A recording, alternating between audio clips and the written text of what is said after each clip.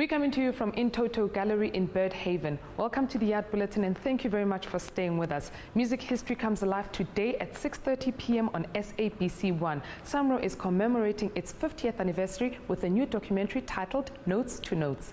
It's an account of the history of SAMRO. SAMRO has a very rich history. It was established in 1961 by Paul Roos, and it was a family-run business, and it has grown to be the multi-million rand business that it is today, with over 12,000 members that we represent. The people who are involved in the documentary are people like, we have some of our members, we have someone like Double HP in the documentary, we have someone like Simpuya Dana, who give the account of the music industry, the way they understand it and how it has evolved over the years. The 7th Shared History, the Indian experience in South Africa, which forms part of the Joburg Arts Alive Festival, has been launched. The celebrations include a mixture of dance, theatre and food, representing India in the best way possible. This is a festival for anybody who loves the arts, you know, black, white, or any color in between. And that's what our chief aim is. And we're delighted that especially places like Johannesburg, you know, 75 to 80% of our audiences are South African in a sense, and the balance are people of Asian origin, perhaps. Minesh, that's the title of the only South African film in the official selection of the 70th Venice Film Festival, which ends on the 7th of September. The short film highlights the psychological plight of children exposed to domestic violence. This is really excellent, and it's in the official selection, etc. It's really an honor. I'm very humbled by it, and it's really an honor. At the same time, you know, it's a recognition from my peers that I'm on the right track, etc. I'm very happy about it, but I'm also really happy that the festival has chosen a film with a message. So this is, it's also really prestigious because it's the 70th Venice Film Festival. So it's a fantastic thing, and it sets me, I think, it sets my career in the right direction. Today's host venue, In Toto Gallery, is currently home to Marion Boom's collection, which uses sishweshwe and other materials to display her take on the essence of one of our most historic townships. The exhibition is titled Patched, a historic voyage through Kliptown. It ends on the 23rd of September. I started taking photographs of the people, mostly of women, because I'm a woman myself. So I wanted to portray these people in all their grace and dignity and show their character, especially put focus on their faces. I use recycling material as newspapers, because recycling material is very present in Kliptown. A lot of people make their living in collecting recycling material and sell it. And I used paper, old paper, and put it together as collage.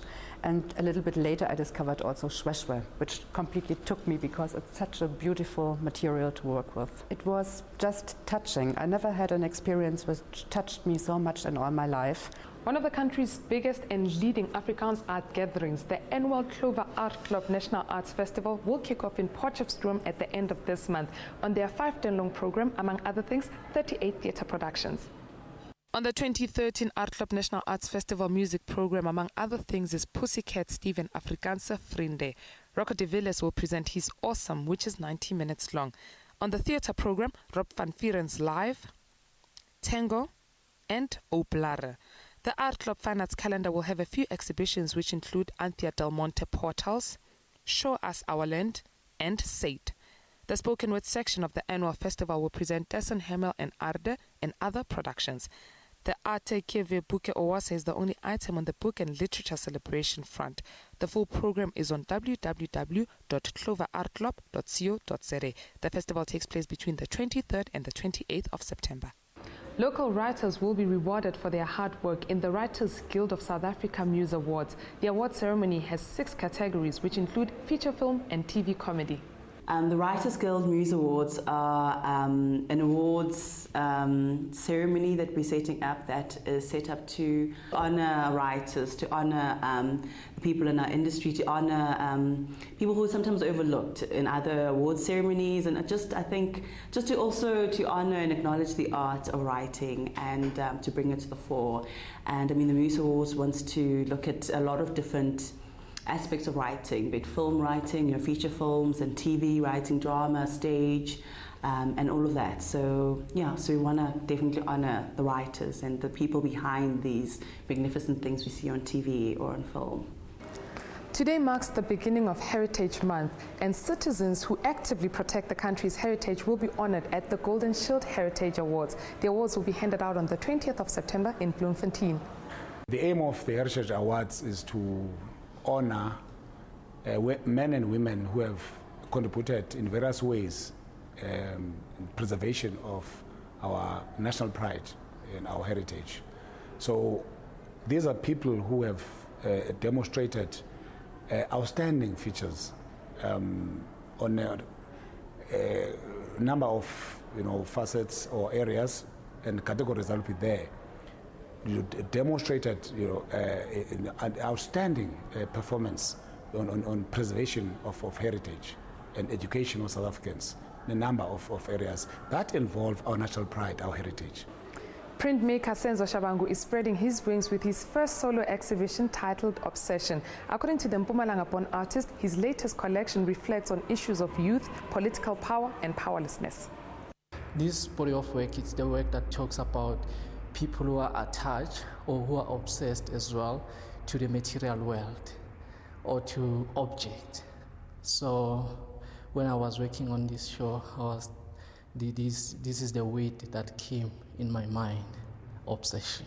This work, it's more political, social, and also I was touching social issues because our leaders, they get into power and then tend to forget and listen to other voices that really sometimes push them away to their vision.